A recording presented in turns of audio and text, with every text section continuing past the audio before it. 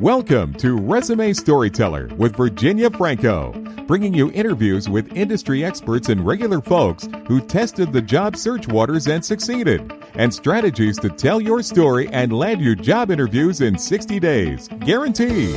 Here's your host, Virginia Franco.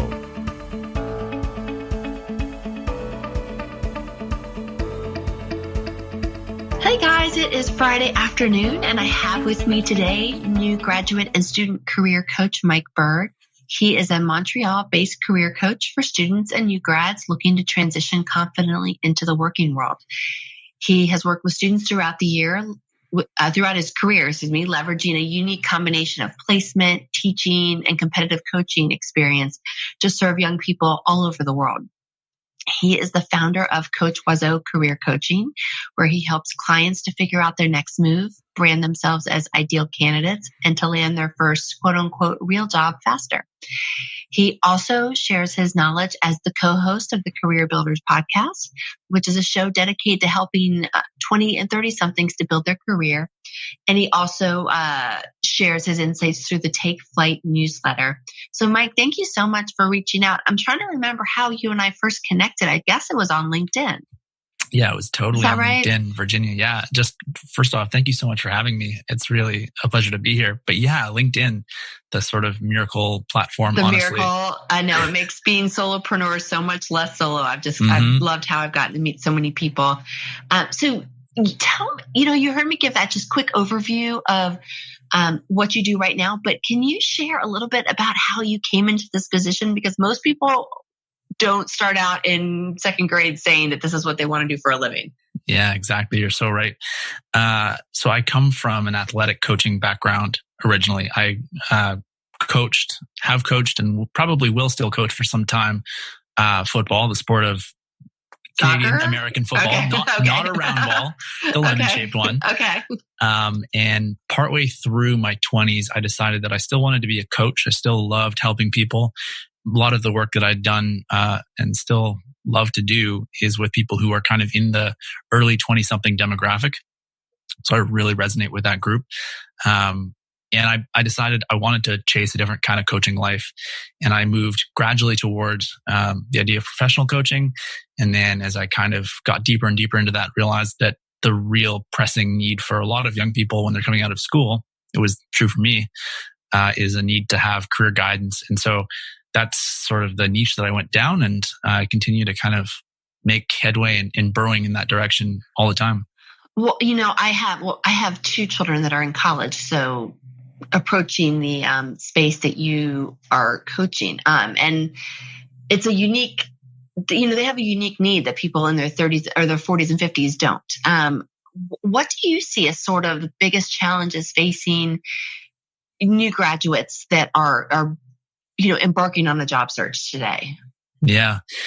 Well, it's been obviously a very unusual year. 2020 as a whole for all job seekers has been a little bit wild, but the thing that's probably most unique for people coming out of school now is that there's just such a fast rate of change right now in the way that companies are hiring. A lot of the rules that were kind of lived by for people of your generation, my generation, they don't really apply necessarily in the same way. It's not like you can just write a resume and throw it out into the world and a job lands somewhere in your lap.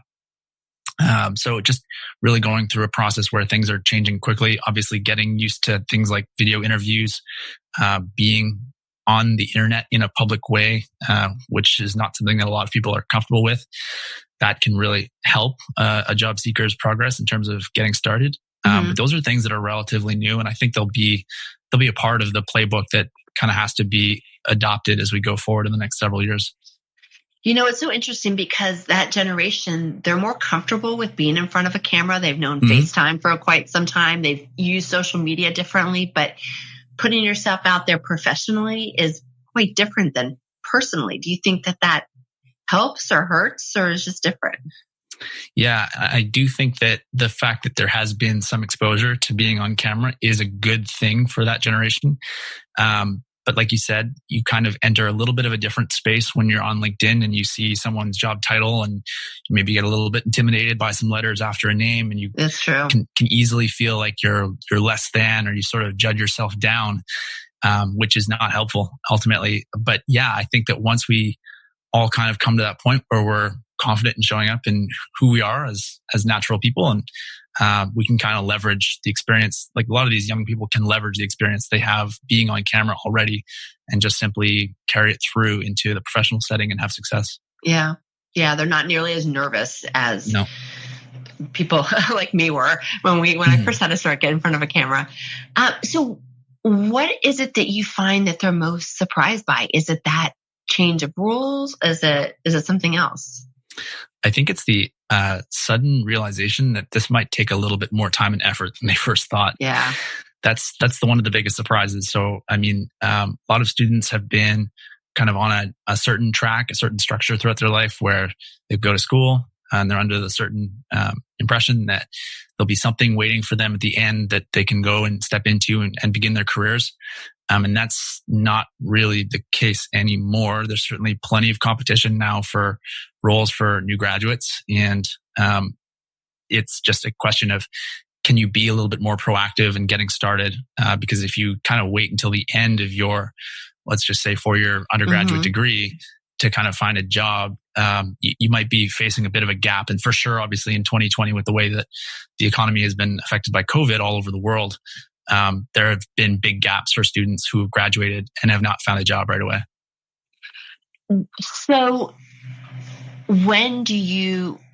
at what time when during their 4 years do you encourage them to get started? I mean, obviously a lot of college kids are going after internships and things like that, but sometimes they have to work and try to get money too. So when is sort of an ideal time to start?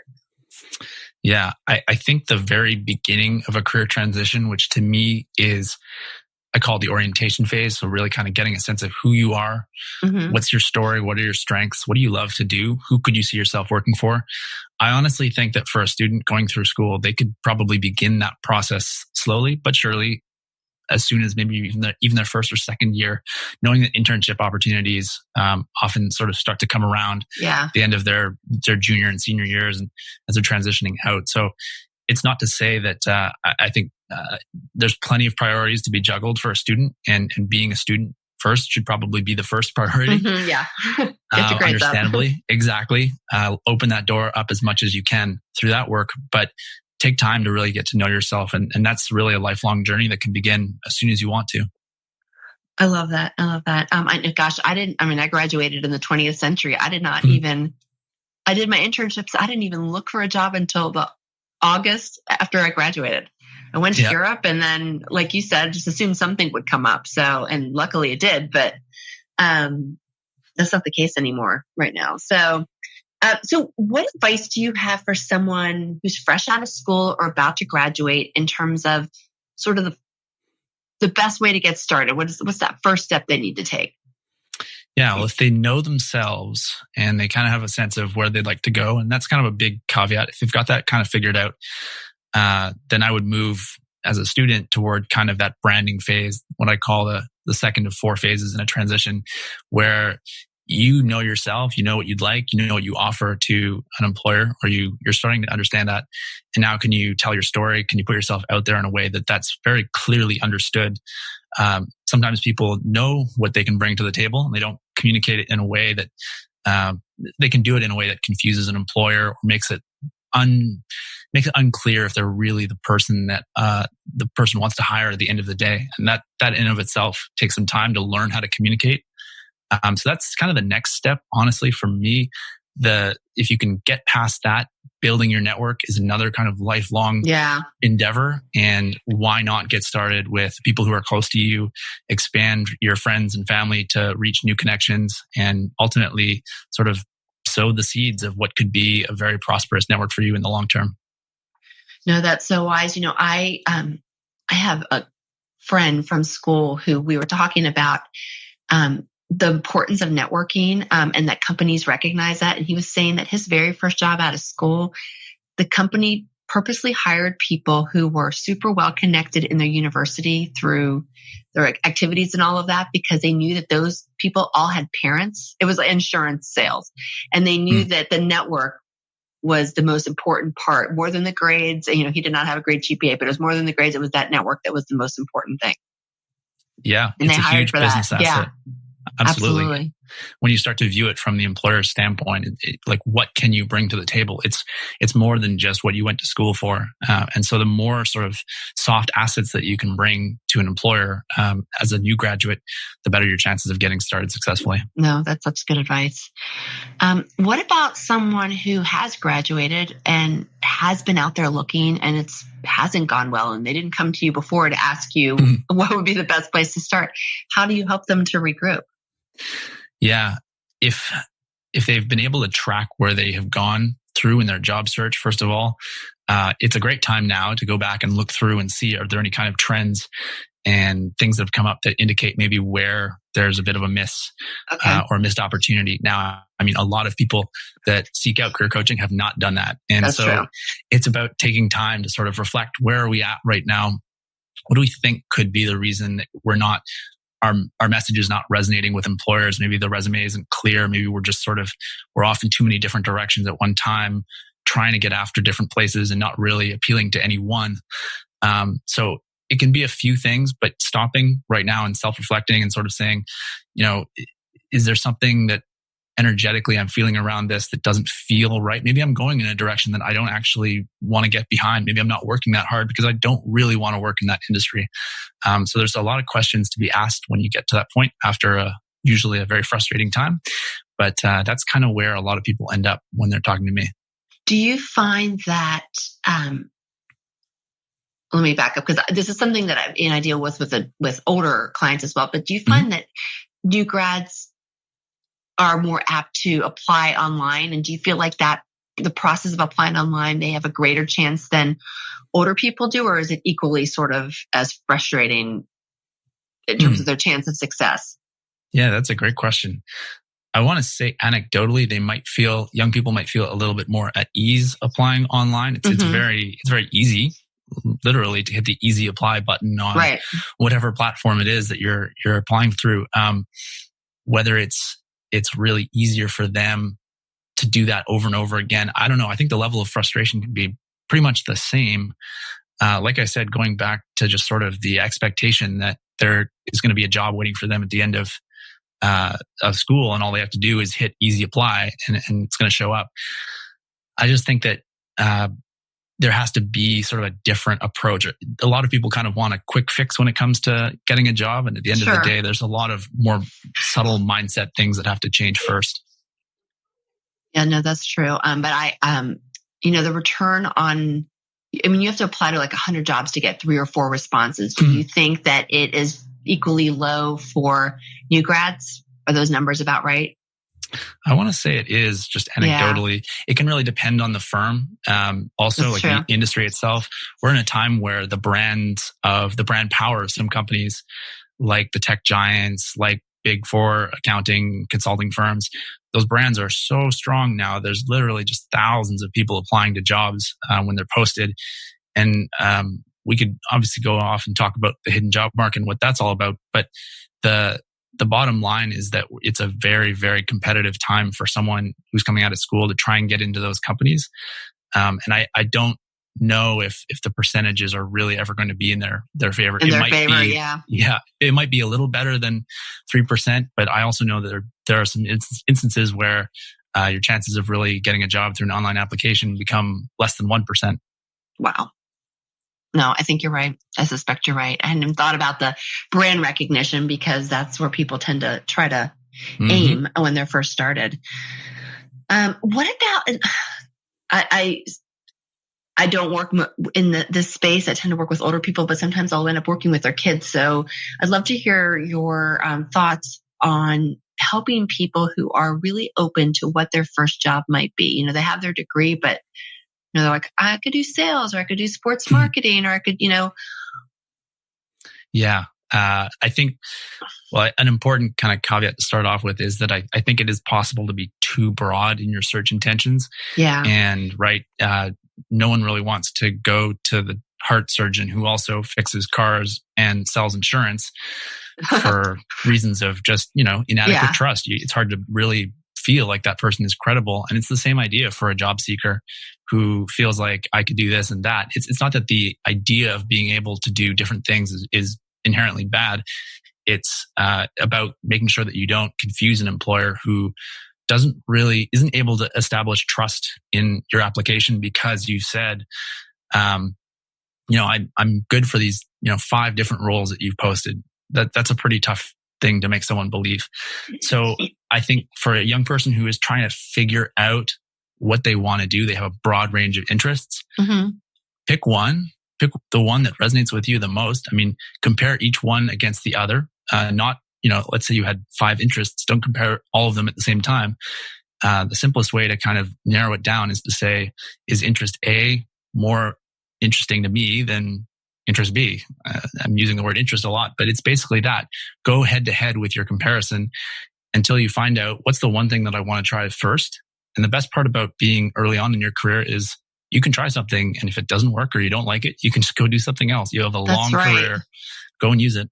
So compare A against B, and then A against C, and then A against, or whichever one you pick of those 2 versus all 5 at once. That's really good advice. What is there something that just drives you sort of nuts or most nuts when it comes to things that your clients do where you realize that it's really not helping them at all? Yeah, I would say it's when they make it too much about them. Oh, what do you mean by that? So when you're reaching out to someone that you barely know and they work in a target organization that you're interested in joining, and immediately you come out and ask, hey, I see you're working for this team and this organization. I'm interested in this job. Here's my resume. Can you put my name in to the hiring manager? Yada, yada, yada. That really is making the process about you, the job seeker, and not taking the time to actually build the relationship that usually has to be established first before any kind of an ask like that can go through. And just like the idea, the energy around job seekers, they tend to, and this is, I think, probably true, not just for new grads, is that they're so caught up in wanting to get a job as soon as possible. And they don't take the time to realize what is on the other side of the table and the way that an employer is actually viewing the hiring process. There's very different priorities, right? A job seeker who wants to land as fast as possible versus the employer who is really trying to hire in a way that reduces risk. Right. When you start to talk into that language a little bit more, making it less about you, more about the employer, that's when things start to change for you very quickly. So is there an icebreaker or a way of reaching out to someone at a target organization that you think would help to successfully build a relationship that then could maybe make them more apt to advocate for you if an opportunity arises? Mm-hmm. Yeah. So I would maybe call this the common ground approach. If you do a little bit of research into the person that you're trying to reach out to, find out what do you have in common maybe with that person. Maybe you went to the same school. Maybe you enjoy the same sports.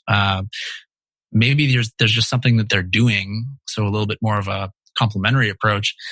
Maybe there's something that they are doing. They have a podcast, they have a blog on the side, or something that they're doing that is really interesting to you. And you genuinely, that's an important part of this, you genuinely care about that. It's going to show up in the way that you reach out to them. You could simply say, hey, I read this article that you posted or wrote on this big publication recently. It really resonated with me for ABC reasons. Most people generally like to hear kind of good things about them. Yeah. It's common sense. Yeah. Not really rocket science, right? But if you can kind of take more of that you first approach as opposed to the me first. Me first. That changes things pretty quickly when building relationships. And you know what you said about the looking for something in common where they went to school. Are you an advocate of looking through the alumni rosters to talk to other graduates? I get calls from people at my teeny little college all the time. And I don't care what their career interest is. Just because they went to my alma mater, I'm always more apt to speak with them. Yeah, totally. Unless you really despised your time at that university, college, whatever it was, right, you're going to have an emotional tie to those kinds of major life experiences. And I do with the place that I went to school. And so, yeah, I mean, it's easy to go out and meet someone who is otherwise a total stranger, but carries that same kind of shared experience that has been probably very impactful for you. And that's, again, as you're someone who's reaching out to new people, understand that and realize that this is something that may be really important to this new connection. Mm-hmm. And how can I kind of explore that a little bit so that they realize that that's really how I want to build this relationship. I don't want to build it based off of, I need a job now. Can you help me get a job? I love that phrasing. It's about you first, not me first. Mm-hmm. That makes total sense. I want to ask you about discrimination when it comes to hiring practices. I tend to work with people that are struggling with the being too old, but there's certainly there's the too young, and then there's ethnicity, gender, all of that. I'd love to hear your thoughts on the topic and how you've helped to guide people to sort of overcome these roadblocks. Yeah. And so I guess I'd like to maybe answer this in two parts. Okay. On the side of the job seeker, when you look at ageism kind of being one of the natural discriminatory features for a young person in a job search, if you as a job seeker are putting an emphasis on it, if you're saying, I know I'm really young for this role, but I'm going to apply anyway, you're just kind of already poisoning the water a little bit, sort of just tainting your mindset around what you can do. And it tends to show up in the way that you speak to people, in the way that you write things, emails, resumes, etc. So I'm not saying ignore it. I'm saying more accept it for what it is and put the focus on what would actually make you a great candidate for this role, because that's the thing that you can control. You have a skill set. You're working on developing a skill set. You have different assets that can be brought to the table. How can you market those more effectively, as opposed to just kind of getting trapped in that limiting belief, which is really not your fault as a job seeker. That's an issue for an employer. And that's kind of where I wanted to also answer that is, I think we're living in a time right now. Black Lives Matter movement is obviously still going to be a very important discussion, and I believe it really needs to be for a long time. There's all kinds of other discrimination that happens, and it's really a reflection of the fear of an employer. So it's on the employer to kind of really sort of stop and take notice and say, hey, what could I be doing differently to actually create a fairer world? That's not really something the job seeker can affect, but I'd like to see more and more employers have that sort of self-reflection, which is often pretty tough. But I do think it's what's necessary for us to move forward from where we are now, which clearly has a lot of conflict. We've got some work to do. Yeah. Yeah.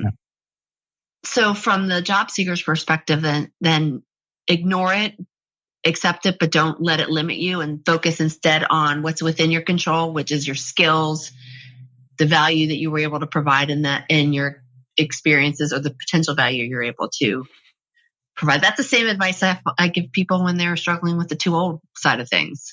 Yeah, absolutely. If you can do all that, if you can demonstrate the value and you can just come across, not just come across, but actually be a really competent candidate for your age or whatever might be a limiting belief that an employer is carrying, that there's no real, we're looking at the world right now. We have some incredibly young people doing incredible things. Yeah. Whether it's in politics, whether it's in climate change, there's some amazing stories in the world of young people who started young, I would say, in terms of just wanting to make a difference in the world in a meaningful way. And they shouldn't let other people's sort of fears around, the employer might say, when I was that age, I was doing this. Well, that's you and your experience. But if you as a job seeker say, this is me and my experience and my value, here it is, you can have access to it. I'm applying to your company. If you don't want it, that's okay. I'll go somewhere else where that's appreciated. Yeah. Don't let it define you. Well, I'm glad you didn't say for people to put some little gray hair in their hairs. No, I have not, not yet. So I'm sure you get this when you're with the kids that you're coaching. Someone comes to you and says, okay, I have a couple minutes and I'm going to get ready to job search. What are two things that I absolutely have to get started? What would you say to that? Well, I think one answer could be, have a really clearly written resume and an optimized LinkedIn profile, because those are great tools to have. You could also have I like to send my clients 2 little CRM, low tech Excel documents. So they're charts that allow you to track who you're connecting with and who you're applying to. So you kind of have that organized in a way where the relationships that you're building consciously. You're keeping track of the places that you're researching and getting to know that could be potential places for you to land. Those are all really good technical or tactical things, I should say. But I think the 2, and I'm going to expand on the term tool here a little bit. I'm going to broaden its meaning a little bit. I think 2 things that job seekers should carry with them, whether they're looking for a job or not, whether they're starting out their career or not. One is to have mentorship in your life, whether it's a coach, whether it's someone that you really just need to bounce ideas off of, or who can give you straight feedback in an honest way that's beneficial. Yeah. That's one of the things. A good sounding board. Exactly. That's one thing. And then the other tool is, and I sound a bit ironic because I'm just getting into this now in my 30s, but had I done this in my 20s, I'd be a lot further along in life, I think, is to have a journal, to make time and space for you to just put ideas down. Doesn't have to be too structured. You could ask yourself some questions every day, but the better you know yourself, the better you will be at selling yourself. And journaling is one of those really concrete ways of developing greater self-awareness. So especially as you do it over time. So that's another thing. If you're just starting out, track yourself, understand where you are in the process, the energy that you're feeling around certain places and certain activities, so that you can do more of the things that you love, that are natural to you and that you feel strongly about, versus less of the things that you just know are not right for you. So, question about journaling. Do you recommend that people adhere to a regular schedule? Because the few times I tried to journal, I only wrote when I was furious or upset. And so I just like, this is a good venting board, but I don't know that I'm getting any self-reflection. I just look like a really unhappy person. Yeah. So, I mean, the consistency element in journaling will help you cover off the moments where you're not just angry, hopefully. There you go, right? Right. Like so angst, teenage angst. I think it is important to have an outlet, though. What you just talked about in terms of kind of letting go of angst, letting go of stress, that's another great sort of value proposition of a journal. Because maybe there's some patterns there in what you're writing that will tell you something really important that you should know. But yeah, the more often you do it, the more regularly you do it, the better it is over time. It's the same thing for things like meditation and any kind of mindfulness initiative. It's one of those compound habits that pays off in the long run if you do it regularly. Well, what I love is that you gave me two tactical tools, the resume, LinkedIn, and then some sort of a way to keep track of who the heck you're speaking to, because it's so easy to lose track of it. And then the mentorship sounding board, consistent journaling is strategic. And it can be done, one you use intermittently, but the other is something that is, is woven throughout your career, hopefully. Mm-hmm. Yeah, absolutely. Doesn't have to just be it's not a one thing and that done. You pull out. Exactly. Right. Yeah. So last question, my favorite one. You have 2 jobs right now. You have your podcast, you have your coaching. What's next for you in 2021? Yeah, great question. I feel like I'm still kind of answering that myself some days. If we get out of our houses. Yeah, as soon as we can get out. In early 2021, I'll be relaunching it was the 21-day challenge back in September. It will become the 15-day challenge in January when I relaunch it. And it's basically 2-3 weeks episode of young job seekers who want to transition from school to the working world in a way that is accessible, not too expensive, in a way that builds some community and walks them through some of the real core pillars of becoming a good job seeker. There's 4 main ones: learning how to narrow your job search, learning how to optimize and tell your story through LinkedIn, learning how to actually write a compelling resume, and learning how to network and interview with people. Which to me, networking and interviewing are kind of 2 sides of the same coin. So those are what I do with what will be the 15-day challenge, and that'll be coming out in early January. I'm very excited about that. So if people want to sign up for the challenge or learn more about you, I have included in your bio, I've got your LinkedIn URL, the link to the podcast, and the link to your website. Are those the best places to connect with you? Yeah, totally. You can easily get a hold of me by going through any of those channels. You'll eventually arrive at my email address, just mike@coachoiseau.com. And that's kind of where a lot of discussions start for me, whether it's there or sometimes on LinkedIn as well. I'm very open to meeting people who are serious about moving into their careers in a successful way. Excellent. And follow him on LinkedIn. You give really good advice. Thanks so much, Virginia. I appreciate that. So thank you. Thank you so much for coming on. This is a group that I think sometimes gets neglected, and they're in need. Everyone's hurting from COVID, but I do feel like this group has a unique set of struggles. So thank you for doing what you're doing for them. It is my pleasure. I wish I could have had that kind of help when I was getting started, and I was not in the COVID world. I know. So true. Well, thank you again. My pleasure. Thank you. You've been listening to Resume Storyteller with Virginia Franco.